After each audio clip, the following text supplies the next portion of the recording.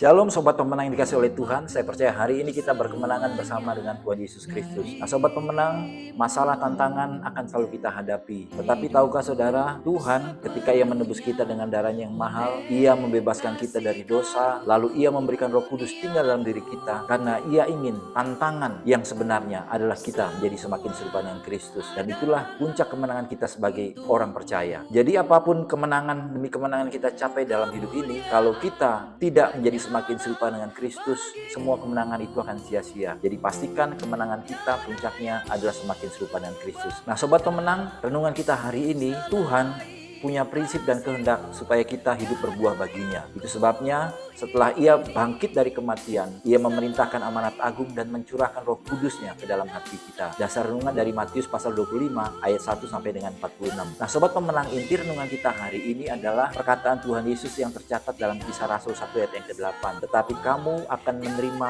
kuasa kalau Roh Kudus turun ke atas kamu, dan kamu akan menjadi saksiku di Yerusalem dan di seluruh Yudea dan Samaria dan sampai ke ujung bumi. Nah Sobat Pemenang, untuk memperdalam renungan kita hari ini ada 3 pertanyaan penting yang perlu kita renungkan. Yang pertama, mengapa Ia harus melengkapi setiap orang percaya dengan Roh Kudus setelah Ia menebus kita? Lalu yang kedua, apakah hubungan antara Ia melengkapi kita dengan kuasa Roh Kudus dengan penuntasan amanat agung? Lalu yang ketiga, mengapa untuk menjadi saksinya sampai ke ujung bumi kita harus diperlengkapi dengan Roh Kudus? Nah Sobat Pemenang, mari kita responi renungan hari ini dengan rendah hati. Kita berdoa secara pribadi.